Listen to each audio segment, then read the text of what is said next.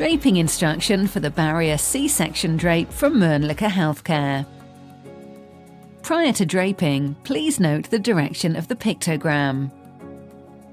Remove the release paper.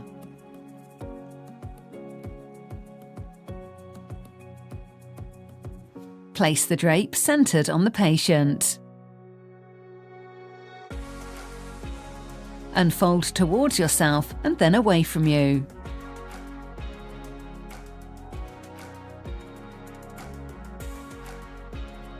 Unfold the drape towards the patient's feet and then fully towards the head.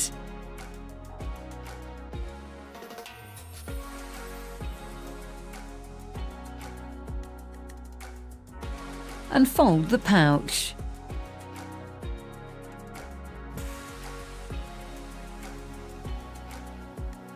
Remove the crepe paper and ensure that the adhesive film is securely attached to the patient. Draping is then completed. The soft foam on the pouch edge provide for stability and optimal handling of fluids during the intervention.